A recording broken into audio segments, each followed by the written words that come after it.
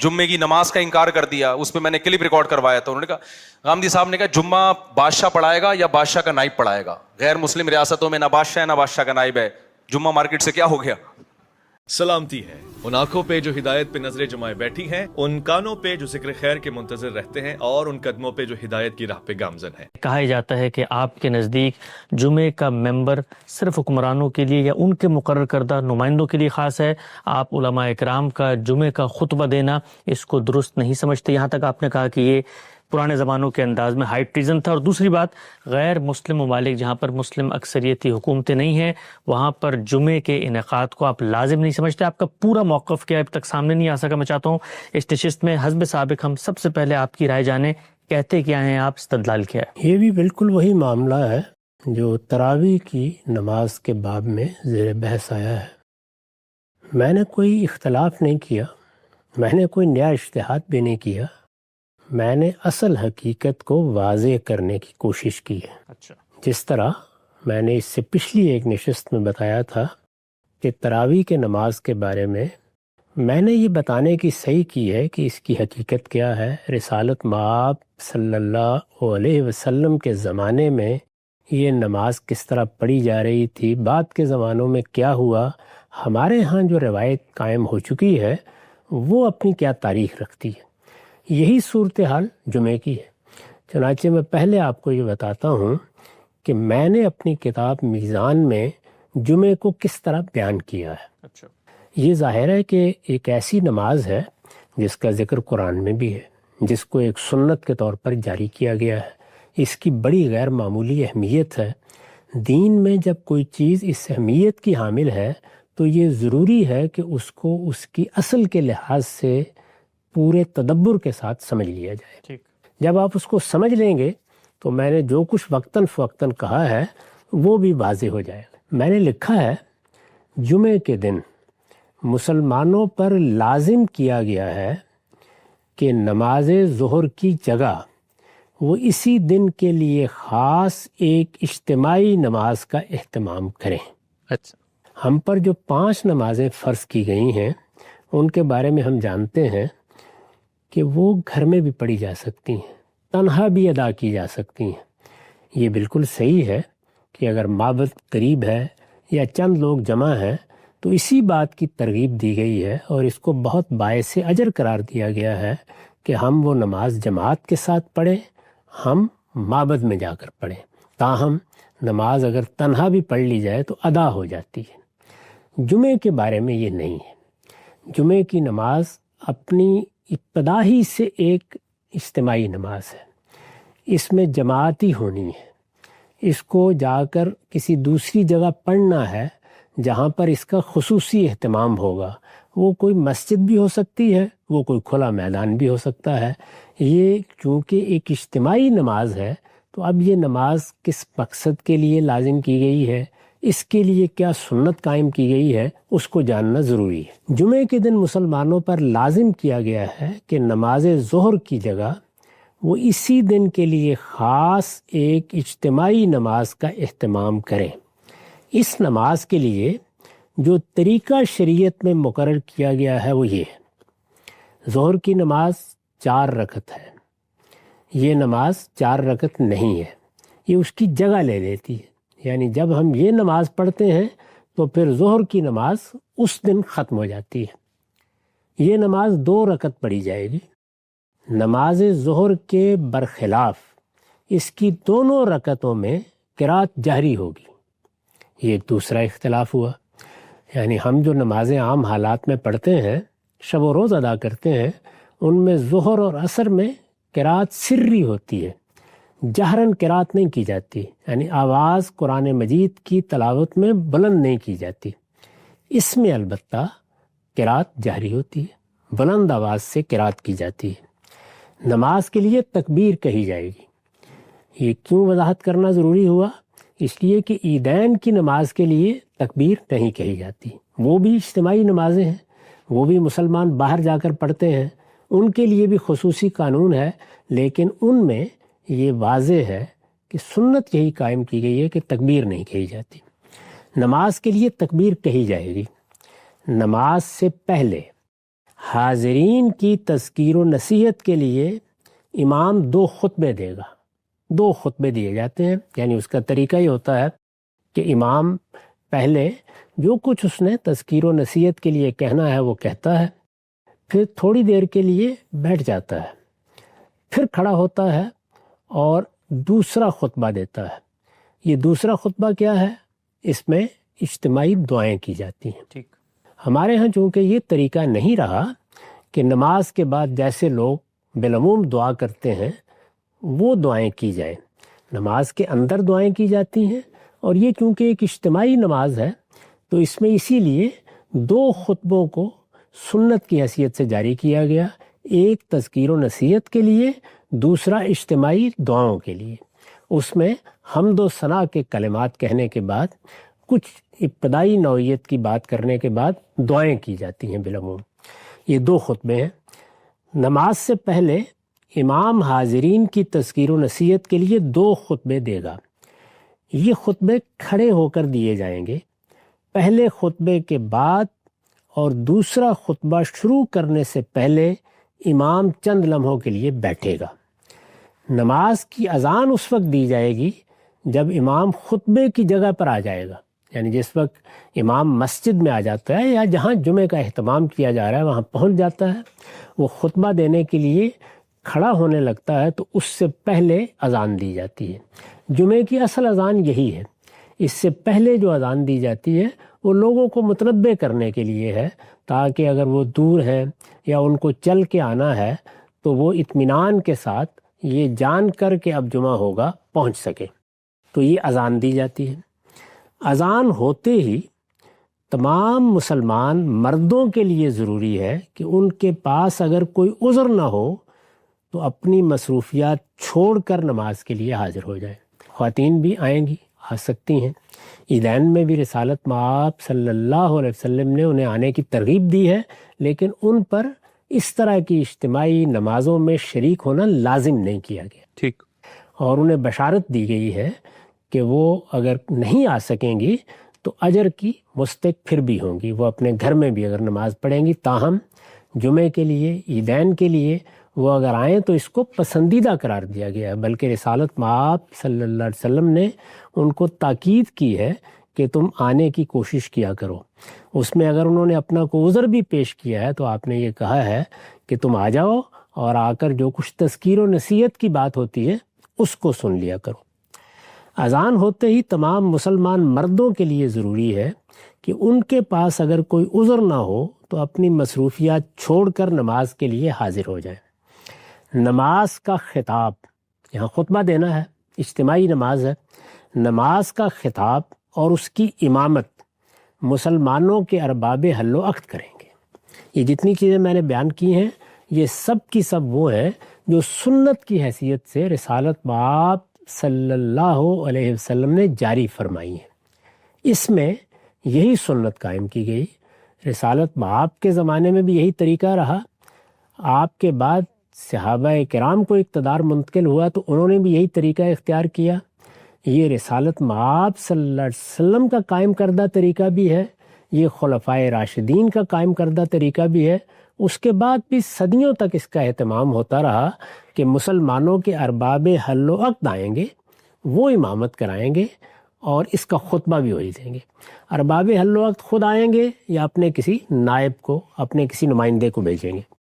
نماز کا خطاب اور اس کی امامت مسلمانوں کے ارباب حل و عقد کریں گے، یعنی وہ لوگ جنہوں نے ان کی سیاسی ذمہ داریاں سنبھال رکھی ہیں، جن کے پاس ان کا اقتدار ہے، جو نظم اجتماعی کے ذمہ دار بنائے گئے ہیں، یا اگر قرآن کی تعبیر مستعار لیں تو جو ان کے اولو الامر ہیں.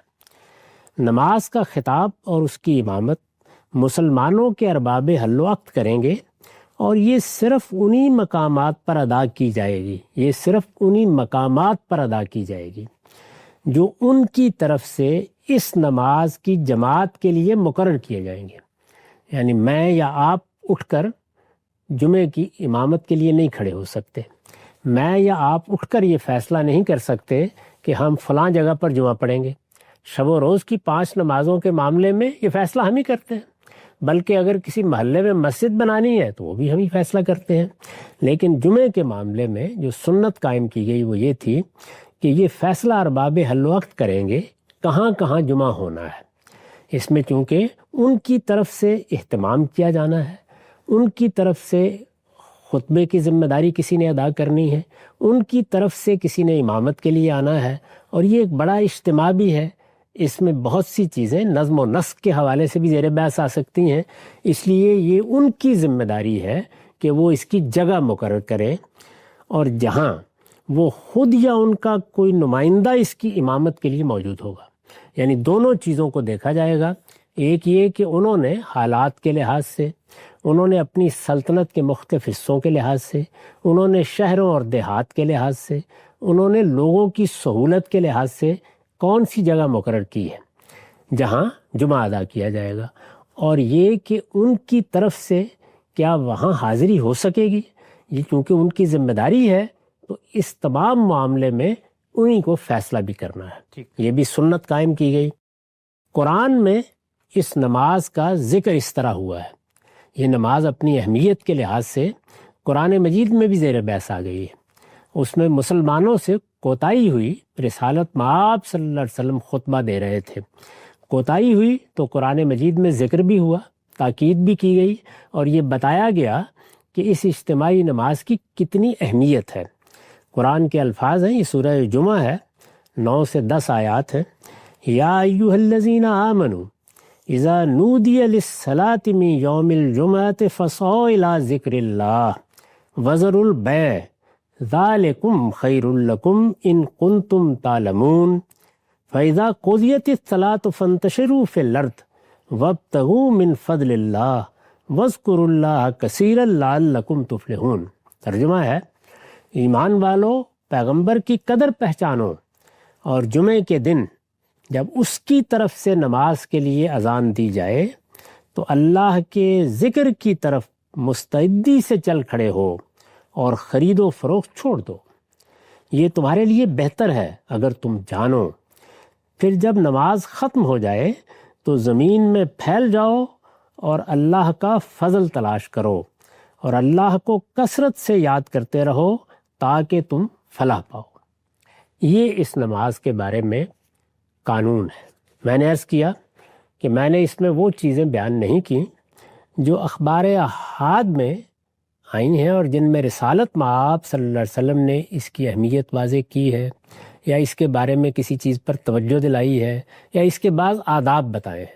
وہ ضروری چیزیں جو رسالت مآب صلی اللہ علیہ وسلم نے اختیار فرمائی، سنت کے طور پر ان کو جاری کیا، اور جن کے بارے میں یہ کہا جا سکتا ہے کہ یہ گویا نماز جمعہ کو ادا کرنے کا وہ طریقہ ہے جو شارع نے مقرر کر دیا ہے. اس کو سمجھ لینے کے بعد اب یہ دیکھیے کہ ہمارے ہاں یا ہماری علمی تاریخ میں جب عبادات کو فقہا دیکھتے ہیں تو وہ کیا چیزیں ہیں جو اپنے فہم کے لحاظ سے متعین کرتے ہیں. یہ میرا طریقہ ہے، یعنی میں کیا طریقہ اختیار کرتا ہوں کہ جو مقرر کردہ طریقہ ہے وہ بیان کر دیتا ہوں. اس کے بعد پھر فقہی معاملات زیر بحث آتے ہیں. وہ جیسے دیکھتے ہیں اس میں سب سے پہلے وہ ایک ایک چیز کی اجزاء میں اس کو متعین کر کے قدر و قیمت بھی طے کرتے ہیں. مثال کے طور پر فلاں چیز نماز کے لیے شرط ہے.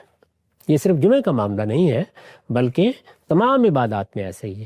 فلاں چیز نماز کے لیے شرط ہے، جیسے حج کے لیے احرام شرط ہے، جیسے نماز کے لیے وضو شرط ہے. تو شرائط کو متعین کریں گے. کیا چیزیں ایسی ہیں کہ جو اگر نہ ہوئیں تو نماز ہی نہیں ہوگی، حج ہی نہیں ہوگا. شرائط متعین کرتے ہیں. پھر کیا کرتے ہیں؟ پھر یہ کرتے ہیں کہ ایک سنت کا یا اللہ تعالیٰ کے مقرر کردہ طریقے کا جائزہ لیتے ہیں، اور پھر مختلف دلائل سے یہ متعین کرتے ہیں کہ اس میں کیا چیزیں فرائض ہیں. یہ آپ کے علم میں ہے کہ نماز کے فرائض وہ قرآن مجید کی آیات سے متعین کرتے ہیں. جی. یہی معاملہ باقی چیزوں کا ہوتا ہے. احناف کے یہاں ایک خاص تعبیر ہے واجب کی. جی. چنانچہ اس کا بھی ایک مقام ہے، وہ واجبات طے کرتے ہیں.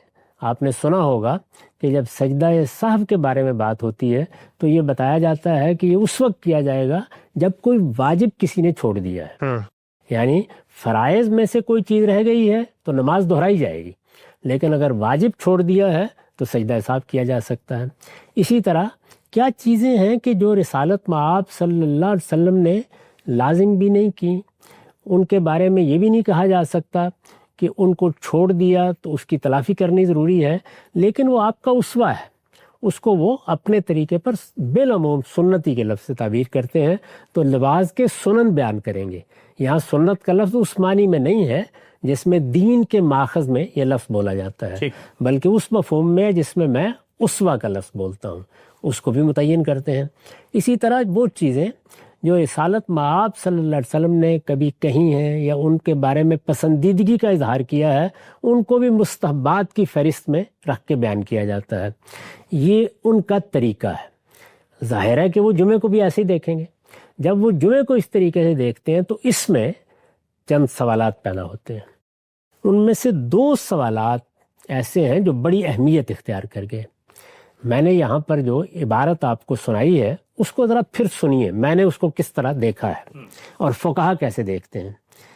میں نے لکھا ہے اور میں یہ سنا چکا ہوں، دہرا رہا ہوں تاکہ بات واضح ہو جائے.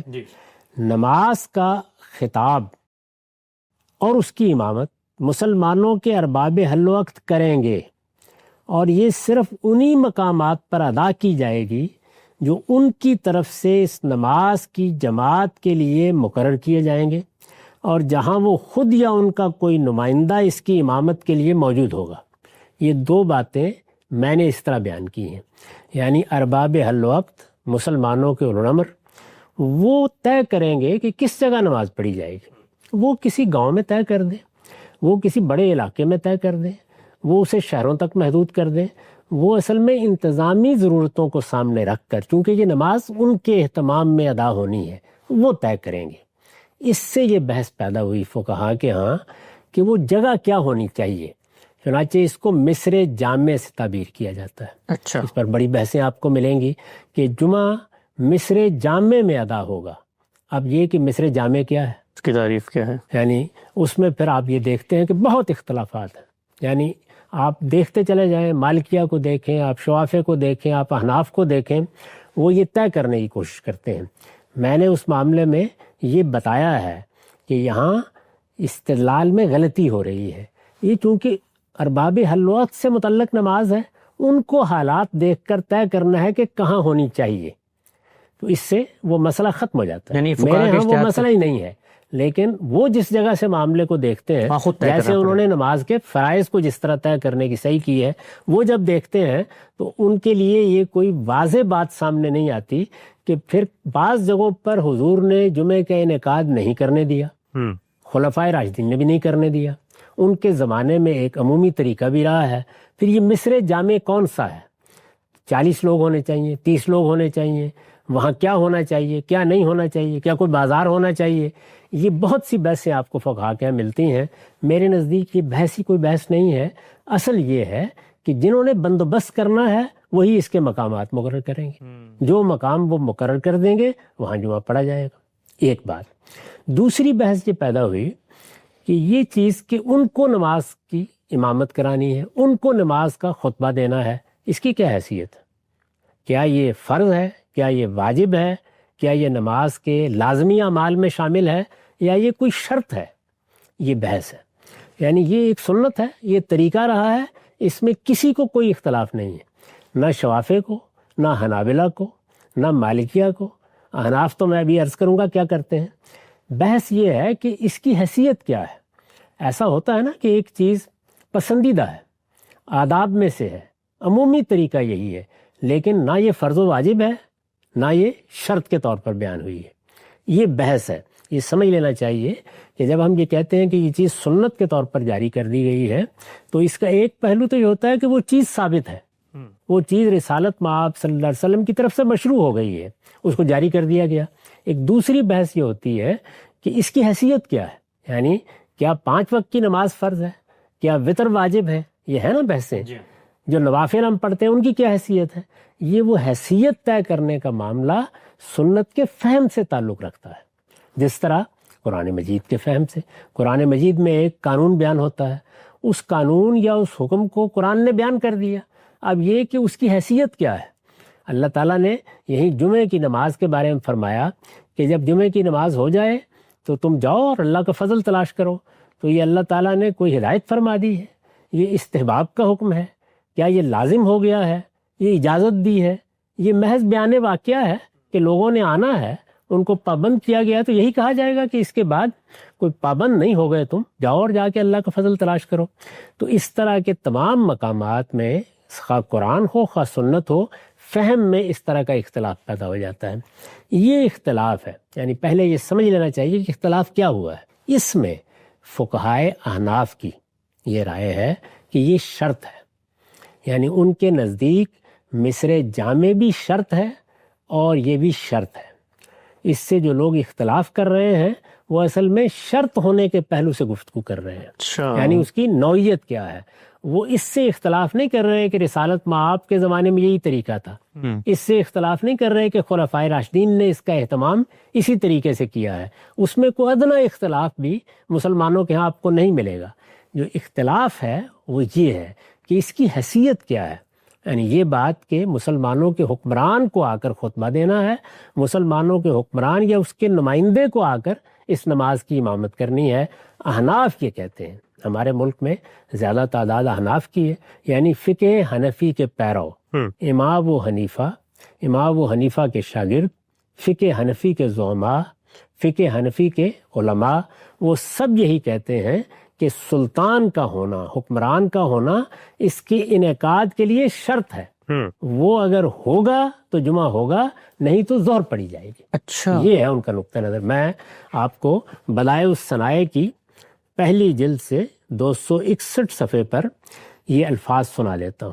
وہ کہتے ہیں وَأَمَّا السُّلطان، یعنی یہ بات کہ جمعے کی نماز کے لیے مسلمانوں کا سلطان آئے گا، یہ بات کہ مسلمانوں کے اقتدار کے اہتمام میں یہ پڑھی جائے گی، یہ بات کہ اس کی امامت اور اس کا خطبہ مسلمانوں کے اولو الامر کے حوالے ہے.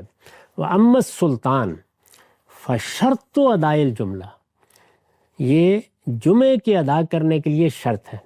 وَأَمَّا السُّلطان فَشَرْطُ أَدَاءِ الْجُمْعَةِ عِنْدَنَا، یہ انہوں نے وضاحت کی ہے کہ دوسرے فقہا کے ہاں تو یہ نہیں ہے، لیکن ہم اس کو شرط کے طور پر مانتے ہیں. حتیٰ لا یجوز اقامتها بدون حضرت ہی او حضرت نائب ہی، یعنی ہمارے نزدیک اس کی اقامت جائز ہی نہیں ہے جب تک کہ حکمران موجود نہ ہو، وہ آئے آ کے امامت کرائے، خطبہ دے، یا وہ اپنے کسی نائب، اپنے کسی نمائندے کو بھیجے. اس کو وہ شرط کے طور پر بیان کرتے ہیں. میں نے اس جانب اپنے ملک میں لوگوں کو توجہ دلائی ہے کہ اصل قانون یہ ہے. احناف اس کو اس طریقے سے دیکھتے ہیں، میں کس طریقے سے دیکھتا ہوں وہ میں نے بیان کر دیا، لیکن احناف تو اس کو شرط کے طور پر بیان کرتے ہیں. ان کے نزدیک یہ ایسے ہی ہے جیسے وضو کرنا نماز کے لیے شرط ہے، اسی طریقے سے سلطان، مسلمانوں کا حکمران، اس کی طرف سے اہتمام، اس کے کسی نائب کا آ کر امامت کرانا، خطبہ دینا، یہ جمعے کے شرائط میں سے ہے. اگر کسی جگہ یہ شرط پوری نہیں ہوتی تو وہاں جمعہ نہیں پڑھا جا سکتا. ان کے الفاظ ہیں لا یجوز اقامتها، یعنی اس طرح کی جگہوں پر یا اس طرح کی صورتحال میں جمعے کی اقامت جائز ہی نہیں ہے. گویا جواز اور عدم جواز کا مسئلہ پیدا ہو جاتا ہے. شرائط میں یہی چیز ہے، اگر وضو نہیں ہے تو آپ نماز نہیں پڑھ سکتے، پھر یا آپ تیمم کریں گے، کوئی دوسری صورت بتائی جائے گی، یا پھر کوئی رخصت ہوگی. لیکن یہ کہ جو چیز شرط ہے وہ جب تک پوری نہیں ہو جاتی اس وقت تک وہ عبادت ادا ہی نہیں کی جا سکتی. احناف کا نقطۂ نظر یہ ہے. اس میں ظاہر ہے کہ یہ بحث پیدا ہو جاتی ہے کہ اگر کسی جگہ مسلمانوں کے حکمران اپنی اس ذمہ داری کو پورا نہ کرے، اگر وہ غفلت اختیار کر لیں، جس طرح کے بہت سے مسلمان ملکوں میں بھی صورتحال پیدا ہوئی اور ہمارے یہاں خاص طور پر پیدا ہوئی، یعنی بر صغیر میں، ایسا ہی معاملہ جب غیر مسلم ملکوں میں جا کر مسلمان آباد ہوتے ہیں تو وہاں سامنے آ جاتا ہے. یعنی ان ملکوں میں مسلمانوں کی حکومت ہی نہیں ہے، وہاں کسی کے غفلت یا کسی کے تساہل اختیار کرنے کا بھی سوال نہیں ہے، غیر مسلموں پر جمعہ فرض نہیں کیا گیا، تو وہاں کیا ہوگا؟ یعنی مسلمان ظہر ہی پڑھیں گے یا وہ جمعے کا اہتمام کر سکتے ہیں؟ یہ مسئلہ ہے جس کا تعلق اجتہاد سے ہے۔ جمعے کے موضوع پر گفتگو کا آغاز کیا، اس موضوع کو آگے بڑھاتے ہیں۔ ہم سب بہت شکریہ آپ کے وقت کا۔ ہم سب یہ بات تو آپ نے بتائی کہ جو سنت جاری کی گئی ہے اس میں جمعے کا انعقاد حکمران یا اس کا مقرر کردہ کوئی امام کرے گا، یہی آپ کی رائے ہے، یہی ہمارے علم کی رائے ہے، ماضی کے علماء کے حوالے بھی آپ نے پیش کیے تھے۔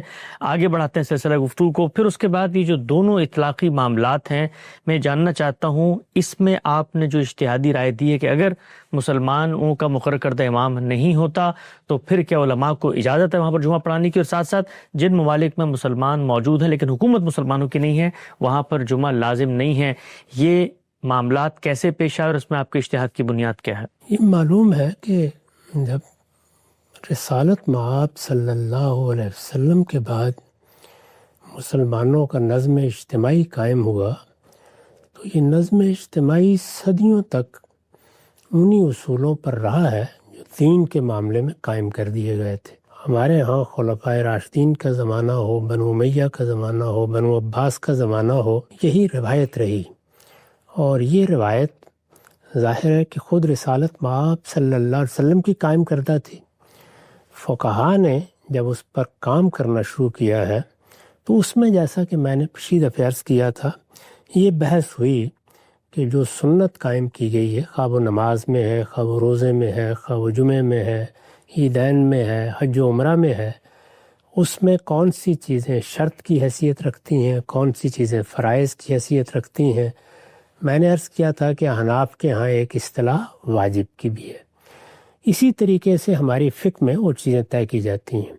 اس میں اگر آپ غور کریں تو ایک نتیجہ یہ بھی نکلتا ہے کہ جب کسی چیز کے بارے میں بعض فقہا یہ رائے قائم کر لیتے ہیں کہ یہ کوئی شرط کی نوعیت کی چیز نہیں ہے، یہ فرض ہے یا واجب ہے، تو وہ اس کے لحاظ سے پھر معاملہ بھی کرتے ہیں۔ احناف کا نقطہ نظر کیا ہے وہ میں نے واضح کر دیا تھا، وہ اس کو ہمیشہ سے شرط مانتے رہے ہیں، وہ اس وقت بھی شرط ہی مانتے ہیں، ان کے اس نقطہ نظر میں کوئی تبدیلی نہیں آئی۔ یہ سوال پیدا ہوا کہ مسلمانوں کے حکمران اگر یہ ذمہ داری انجام دینے کے لیے تیار نہیں ہیں، ظاہر ہے کہ حکمرانوں کے اطوار میں، ان کے کام کرنے کے طریقوں میں وقت کے ساتھ انحطاط بھی آتا ہے، انحرافات بھی پیدا ہوتے ہیں۔ یہ ایک بڑی ذمہ داری ہے، اور یہ صرف ذمہ داری نہیں ہے بلکہ یہ حکمران کو ایک ایسی جگہ لا کر کھڑا کر دیتی ہے جہاں وہ فی الواقع عوام کے سامنے جواب دہ ہو جاتا ہے۔ یعنی اس میں جواب دہی کا پہلو بھی بڑا غیر معمولی ہے، اور خود لوگوں کے ساتھ مل کے اجتماعی طور پر اپنی بندگی کے اظہار کا پہلو بھی بڑا غیر معمولی ہے۔ یہ تو اس کے اندر چھپے ہوئے مقاصد ہیں، وہ مضمرات ہیں جن کو سامنے رکھ کر یہ سنت قائم کی گئی ہے۔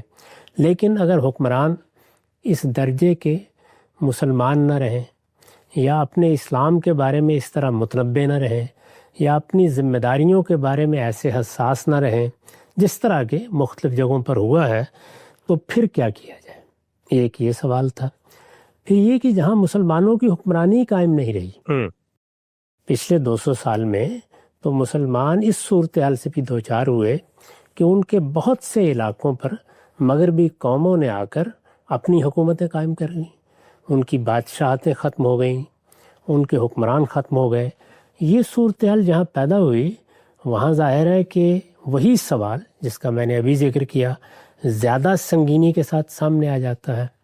ایسی ہی صورتحال ہم اس وقت بھی دیکھتے ہیں، یعنی اگرچہ مسلمانوں کو مختلف جگہوں پر اقتدار حاصل ہوا ہے، لیکن اس انقطاع نے ان کے شعور کو بھی بہت حد تک متاثر کیا ہے، ان کی فکر کو بھی بہت حد تک متاثر کیا ہے، اور چونکہ علماء یہ ذمہ داری سنبھال چکے ہیں تو اس وجہ سے علماء بھی اس درجے میں اس کے بارے میں اب توجہ دلانے کی جگہ پر نہیں کھڑے ہوتے۔ یہی زمانہ ہے جس میں بڑے پیمانے پر مسلمان دوسرے ملکوں میں بھی گئے ہیں۔ ہجرت تو ہمیشہ ہوتی رہی ہے، لیکن جہاں 10 20 15 لوگ ہیں وہاں یہ سوال اس طرح پیدا نہیں ہوتا تھا۔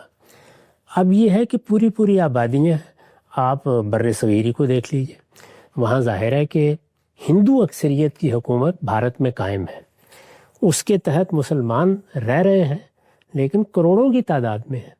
تو کروڑوں کی تعداد میں مسلمان اب ایک ملک میں رہ رہے ہیں، وہاں پہلے سے ان کی مسجدیں موجود ہیں، ان کے ہاں کچھ روایتیں بھی قائم ہیں، ان کو کیا کرنا چاہیے؟ یہ میرے نزدیک وہ مسئلہ ہے جو مسلمانوں کو مختلف وجوہ سے پیش آیا۔ وہ وجوہ میں نے عرض کر دی ہے، یعنی کسی جگہ حکمرانوں کے ہاں انحراف، تغافل، سستی پیدا ہوئی، اور کسی جگہ پر حکمرانی نہیں رہی، اور وہ بھی کہ ہجرت کے نتیجے میں اب مسلمان دنیا کے بہت سے ملکوں میں ہزاروں لاکھوں کی تعداد میں موجود ہے۔ امریکہ میں دیکھ لیں، یورپ میں دیکھ لیں، بہت سے ملکوں میں تو اب اتنی بڑی تعداد ہے کہ اس کو ایک طرح سے ریاست کے نظم میں بھی دخل انداز ہونے کے مواقع مل رہے ہیں۔ اس صورتحال میں کیا ہونا چاہیے؟ یہ سوال ہمارے سامنے بھی ہے، یہ سوال ماضی میں بھی سامنے آیا ہے، علماء فقہاء اس پر گفتگو بھی کرتے رہے ہیں۔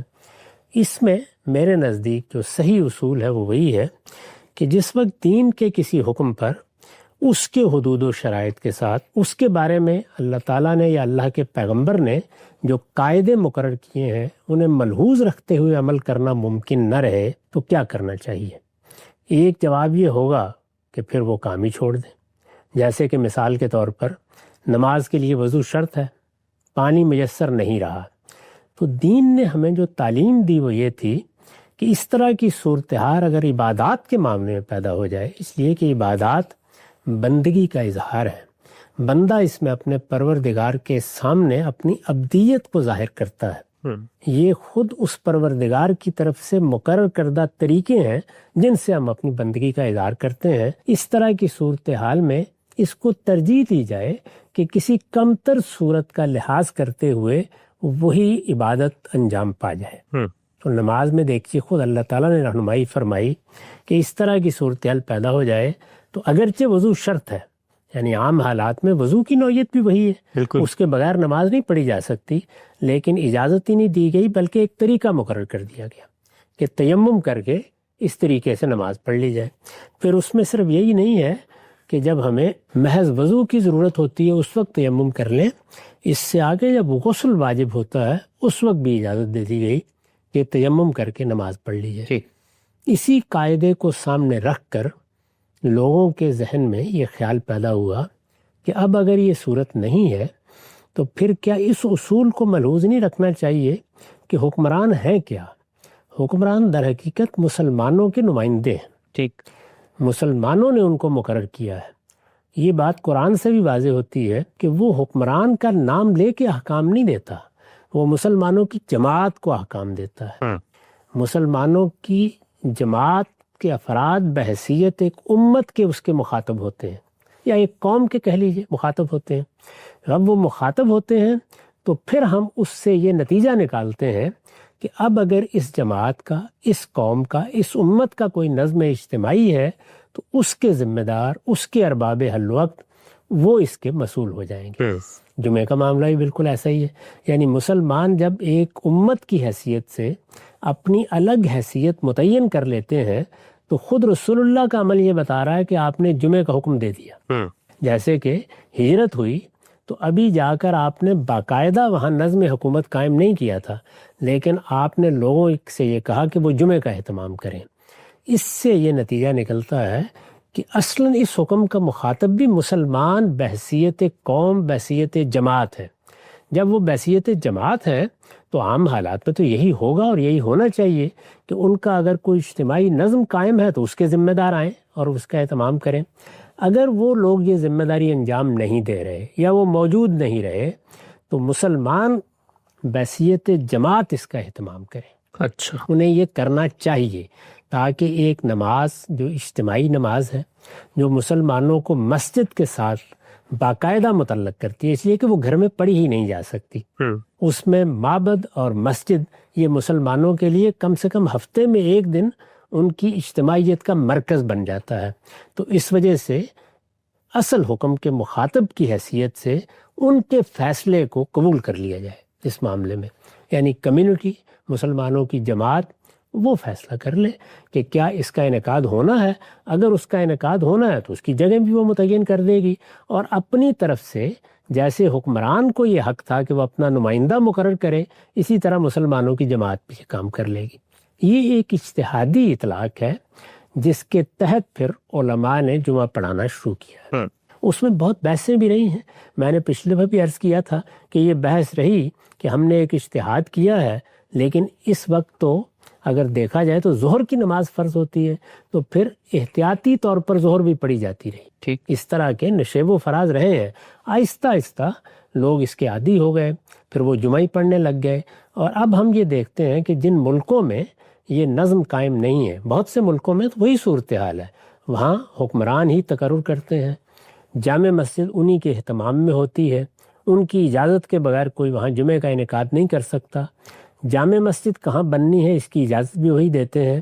لیکن ہمارے ہاں یہ صورتحال نہیں ہے, یعنی بر صغیر میں جب وہاں یہ صورتحال نہیں ہے تو ظاہر ہے کہ اس کا ایک لازمی نتیجہ یہ نکلتا ہے کہ پھر کمیونٹی یا مسلمانوں کی جماعت یا مسلمان قوم آپ کہہ لیجئے, وہ اپنے طریقے کے اوپر علماء کا تقرر کر دیتی ہے. اس طرح بتدریج حکمرانوں کی بجائے, الامر کے بجائے, ارباب حل وقت کی بجائے یہ ممبر یعنی جمعہ کا ممبر, عیدین کا ممبر, یہ علماء کے پاس چلا گیا ہے. میرے نزدیک, اور میں اس کی بار بار تکرار کرتا ہوں, کہ یہ توجہ دلانی چاہیے. حکمران جہاں موجود ہیں ان کو کہنا چاہیے کہ وہ یہ کام کریں. اسی طریقے سے جن ملکوں میں مسلمانوں کی حکمرانی نہیں ہے, جہاں وہ دوسری قوموں کے تحت رہ رہے ہیں, یہ دوسرے مذاہب کی قوموں کے تحت رہ رہے ہیں, وہاں بھی انہیں یہ توجہ دلائی جائے کہ وہ اپنی کمیونٹی کا ایک نظم ضرور قائم کریں. یعنی پوری کمیونٹی کا ان ذمہ داریوں کو انجام دینے کے لیے جن میں کسی اختلاف کا سوال نہیں ہے. جنازے ہونے ہیں, جنازے کی نماز پڑھی جانی ہے, میتوں کو دفنانا ہے, قبرستانوں کا اہتمام کرنا ہے, اسی طرح جمعہ عیدین کا اہتمام ہے. تو اس مقصد کے لیے کمیونٹی یا مسلمانوں کی قوم یا جو لوگ بھی کسی جگہ موجود ہیں وہ بحیثیت جماعت اس ذمہ داری کو نیابتاً انجام دینا شروع کر دیں. ٹھیک, یہی صورتحال ظاہر ہے کہ بر صغیر میں, خاص طور پر بھارت میں مسلمانوں کو درپیش, وہاں بہت بڑی آبادی ہے, پہلے سے ایک روایت قائم ہو چکی ہوئی ہے. وہاں زیادہ بڑا مسئلہ اس لیے پیدا نہیں ہوا کہ جو مسئلہ اس وقت وہاں مسلمانوں کو درپیش ہے وہی انگریزوں کے آنے کے بعد درپیش تھا. تو اس لیے جو اجتہاد کیا گیا تھا اس کے مطابق وہاں بھی عمل ہو رہا ہے. وہی روایت پاکستان بننے کے باوجود, بنگلہ دیش کی ایک الگ حکومت قائم ہونے کے باوجود دونوں ملکوں میں بھی ہے.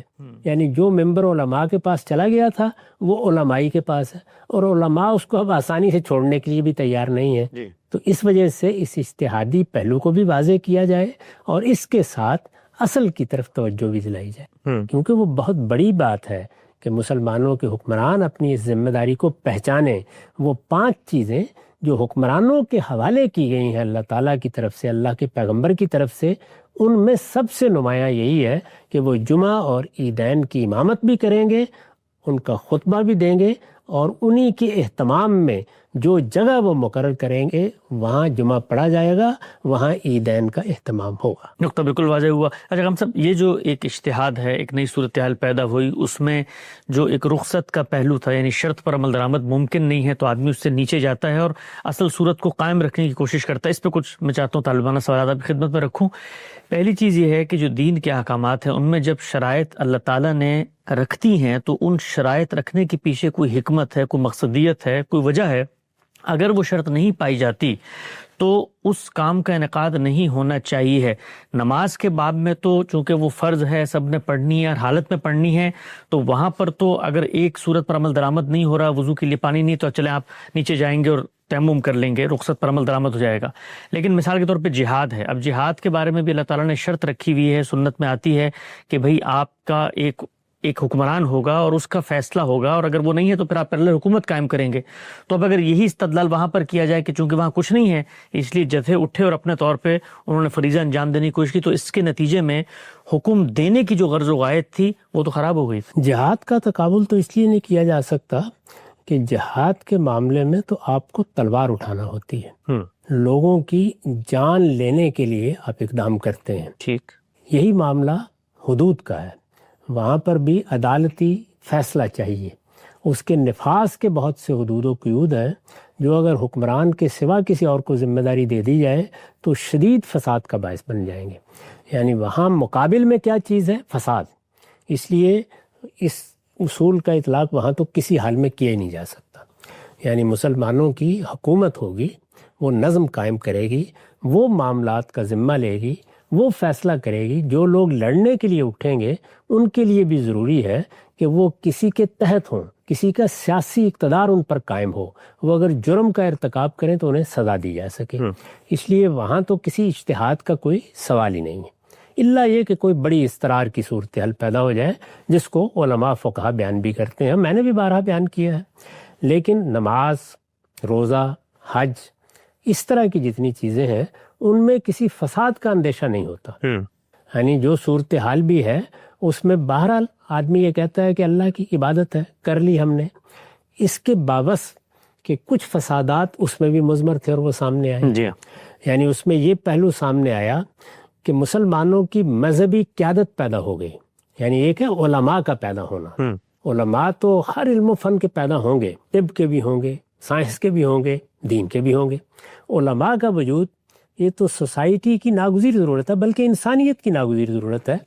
کیونکہ اللہ تعالیٰ نے علم کے معاملے میں قاعدہ یہی رکھا ہے کہ اس میں کچھ معلم ہوں گے، کچھ متعلم ہوں گے. ٹھیک. لیکن اس جمعے کے ممبر کے علماء کے پاس جانے سے جو ایک فساد کا پہلو نمودار ہوا کسی درجے میں، وہ یہ تھا کہ مسلمانوں کی سیاسی قیادت کے مقابل میں مذہبی قیادت پیدا ہو گئی.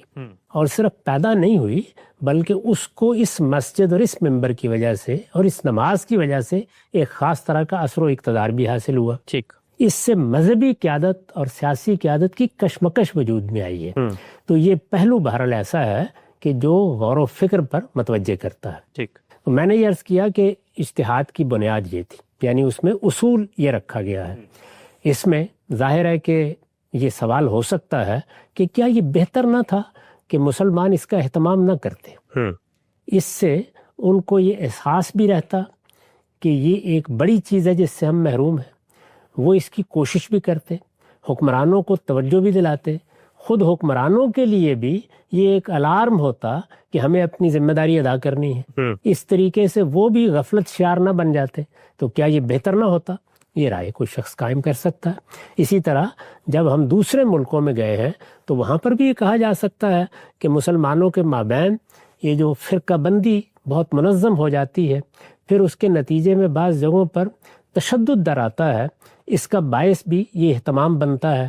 اس وجہ سے وہاں پر بھی اس پر غور کرنا چاہیے تھا کہ لوگ ظہری کی نماز پڑھ لیا کریں. تو یہ دونوں رائے ہو سکتی ہیں. دونوں رائےوں کے لیے الگ الگ استدلال کیا جا سکتا ہے. کوئی آدمی کہہ سکتا ہے کہ اس کے خیال میں بہتر یہ تھا، دوسرا آدمی یہ کہہ سکتا ہے کہ نہیں، جمعہ ایک بڑی غیر معمولی چیز ہے، مسلمانوں کی اجتماعیت کا اظہار ہے، مسجد سے ہمارا تعلق پیدا ہوتا ہے. اس طرح کم سے کم مسلمان جہاں کہیں بھی ہیں وہ 7ویں دن معبد میں حاضر ہو جاتے ہیں.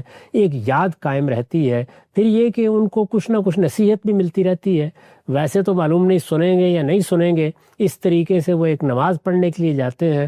مسجد سے تعلق، دین سے تعلق، یہ اس کے گویا مثبت پہلو ہے. جس طرح ہم نے کچھ منفی پہلوؤں کی طرف اشارہ کیا، اسی طرح سے مثبت پہلو بھی ہیں، اور وہ یہ بھی اور اس کے علاوہ بھی بہت سے گنوائے جا سکتے ہیں. یہ حقیقت ہے کہ خود جمعے کا ممبر، جمعے کی جماعت، جمعے کا اہتمام میں بھی اگر اپنے بچپن سے دیکھتا ہوں، اور ظاہر ہے کہ اسی نظام میں ہم نے بھی آنکھ کھولی ہے، تو یہ بہت باعث بنتا ہے دین کے ساتھ تعلق کا. اس میں کوئی شبہ نہیں ہے. یہ مثبت پہلو سامنے رکھ کے رائے قائم کی جائے تو یہ اندازہ ہوتا ہے کہ نہیں، اگر کچھ اس میں تھوڑا بہت فساد بھی ہے تو اس پر قابو پانے کی کوشش کرنی چاہیے، اس کو قبول کر لیں. اس میں بھی ہمارے ہاں جو فقہا نے اصول قائم کیا، وہ بڑا عقلی اصول ہے کہ جب دونوں جانب معاملات اس نوعیت کے ہوں تو آپ ترجیح دیتے ہیں. اس میں ترجیح کس اصول پر دی جاتی ہے؟ وہی احمل البلیت ہے. یعنی ادھر بھی کچھ فساد کے پہلو ہیں، ادھر بھی کچھ فساد کے پہلو ہیں، ان میں سے کم تر پر اکتفا کر لیا جائے. تو یہ اصول اختیار کیا جائے تو اگر آپ بہت اندر اتر کے دیکھیں تو یہ معلوم ہوتا ہے کہ پھر بھی جو اجتہاد کیا گیا ہے وہ معلوم ہوتا ہے کہ باعث ترجیح بن سکتا ہے. یعنی جمعہ، نماز، مسجد سے تعلق، اس کا اہتمام، اس کے نتیجے میں جو مسلمانوں پر اچھے اثرات ہوتے ہیں وہ اس کے مقابلے میں بہت زیادہ ہیں جو ہم نے بعض مضمرات کی طرف اشارہ کیا جس میں کچھ فساد کے پہلو بھی چھپے ہوئے نظر آتے ہیں۔ تو میرے نزدیک ترجیح بھی قائم کی جا سکتی ہے۔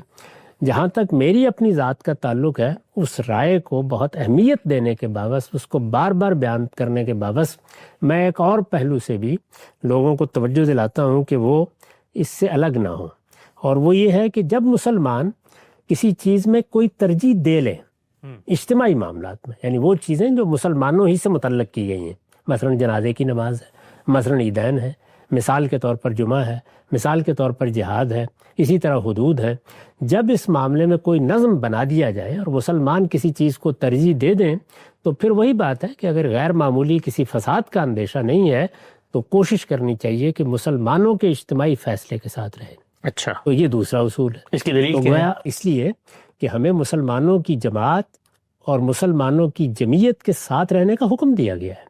اچھا، یہ بتایا گیا ہے کہ مسلمانوں کے اندر کوئی تفرقہ پیدا کرنے کی کوشش نہ کرو۔ ٹھیک، یہ بتایا گیا ہے کہ اللہ کی رسی کو مضبوطی سے تھامو اور یاد رکھو کہ دینی معاملات میں اجتماعی فیصلوں کی پیروی کرو، اور اجتماعی فیصلوں کی پیروی کے بارے ہی میں یہ اصول بھی قائم کیا گیا ہے کہ امرہم شورا بینہم، جس کا لازمی نتیجہ یہی ہے۔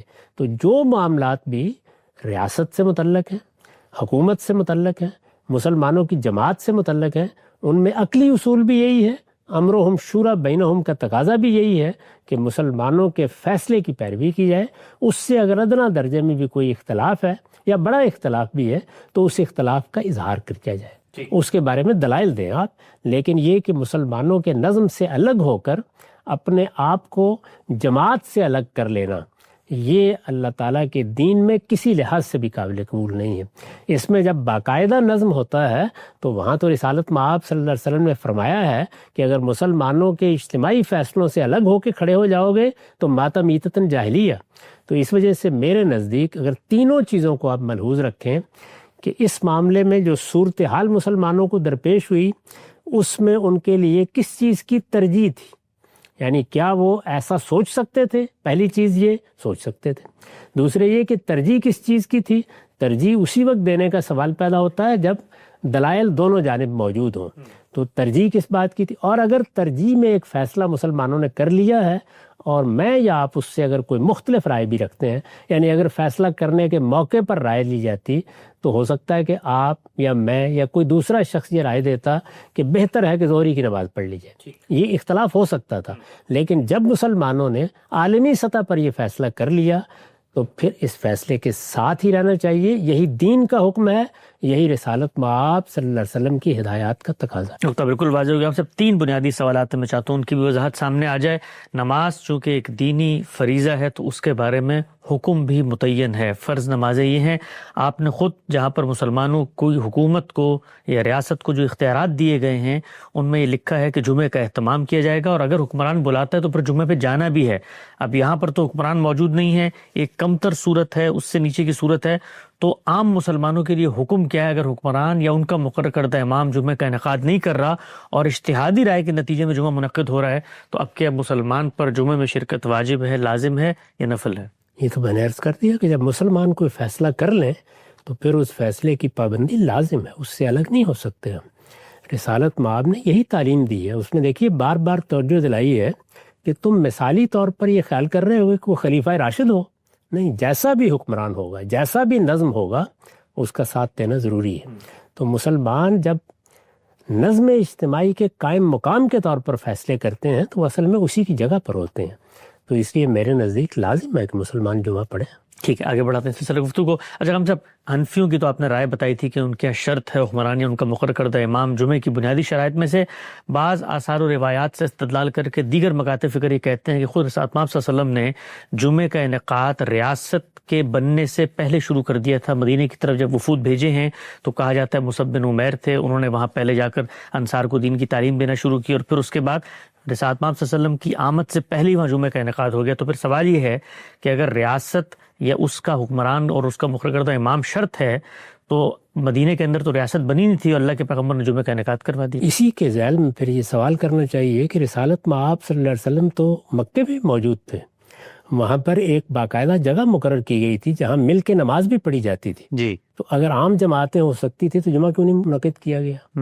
یہ تو اتنا ہی بڑا سوال یہ بھی پیدا ہو جائے گا. ٹھیک. اس معاملے کو سمجھنے میں غلطی ہو رہی ہے. رسالت مآب صلی اللہ علیہ وسلم کی بیعت کر لی گئی تھی. ٹھیک. وہاں کے رؤسائے قبائل نے آپ کو دعوت دے دی تھی. صحیح. یہ طے ہو گیا تھا کہ آپ ایک پناہ گزین کی حیثیت سے نہیں بلکہ حکمران کی حیثیت سے اب مدینہ آئیں گے. اچھا. مسلمانوں نے وہاں جا کے جب دعوت و تبلیغ کا کام کیا اور ان کی ایک باقاعدہ جمعیت بھی بن گئی اور رسالت مآب نے فیصلہ کر لیا کہ اب مدینہ منتقل ہونا ہے، اس وقت آپ نے فرمایا کہ جمعہ کا انعقاد شروع کر دیا جائے. اسی سے میں نے اس استدلال کی طرف توجہ دلائی ہے کہ اس طرح کے جتنے احکام ہیں قرآن سے بھی یہی معلوم ہوتا ہے کہ وہ اصلاً جماعت کو دیے جاتے ہیں. تو مسلمان قوم جب قوم کی حیثیت سے وجود پذیر ہو گئی تو اس کے بعد جمعہ کے انعقاد کا فیصلہ کر لیا گیا. اس سے ہمیں یہ روشنی بھی ملتی ہے کہ اگر کسی جگہ حکمران نہیں ہے، اپنی ذمہ داری پوری نہیں کر رہا اور مسلمان اپنی اجتماعی حیثیت میں اس پوزیشن میں ہے کہ وہ اپنے فیصلے کر سکیں تو ان کو چاہیے کہ وہ جمعہ اور عیدین کا اہتمام کریں. نقطہ بالکل واضح ہو گیا. ہم سب آخری سوال اس ضمن میں، جس وقت یہ صورتحال تھی کہ مسلمانوں کی حکومت کا خاتمہ ہو گیا، اب علماء نے اجتہاد کیا، بر صغیر کی مثال لے لیتے ہیں، لیکن اب مسلمانوں کی وہاں حکومت ہے، اکثریت ہے، پاکستان بن گیا.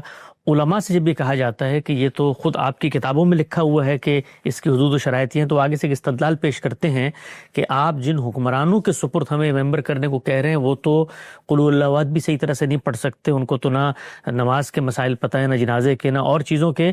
تو ان حکمرانوں کے سپرد جمعے کا ممبر کیسے کیا جا سکتا ہے جو دین کے الف بے تے سے واقف نہیں ہے؟ ان کے سپرد ہے، وہ تو اللہ تعالیٰ کر چکے، اللہ کا پیغمبر کر چکا. وہ میں نے یا آپ نے کسی عالم میں نہیں کرنا. ان کو چاہیے کہ اپنی یہ ذمہ داری انجام دیں. یہ ان کے سپرد ہے، ان کی ذمہ داری ہے. اسی اصول کے اوپر تو وہ مسلمان اپنے آپ کو مسلمان کی حیثیت سے پیش کرتے ہیں تو ہم ان سے باقی مطالبات کرتے ہیں. سوال یہ ہے کہ پھر علماء کو ان سے باقی مطالبات بھی نہیں کرنے چاہیے. نہیں کہنا چاہیے کہ نفاذ شریعت فرمائیے، نہیں کہنا چاہیے کہ حدود کو نافذ کیجیے. یہ وہی مسلمان ہیں. یعنی یہ جیسے بھی ہیں، جس طرح کے بھی ہیں، یہ اگر دنیا سے رخصت ہوں گے تو ان کے جنازے پڑھے جائیں گے اور پڑھانے کے لیے بھی آپ کھڑے ہوں گے. ان کو مسلمان مانا جاتا ہے، ان کی تکفیر تو کوئی شخص نہیں کرتا. تو جیسے کچھ بھی مسلمانوں کے حکمران جہاں کہیں ہیں، یہ ان کی دینی ذمہ داریاں ہیں. یہ دینی ذمہ داریاں وہ انجام دیں گے تو ان کو انجام دینے کی اہلیت بھی اپنے اندر پیدا کریں گے. اس وجہ سے یہ تو بالکل ہی بے معنی استدلال ہے. اللہ تعالیٰ فیصلہ کر چکے، اللہ کا پیغمبر فیصلہ کر چکا. ہمارا کام یہ ہے کہ ہم ان دینی ذمہ داریوں کی طرف انہیں توجہ دلائیں.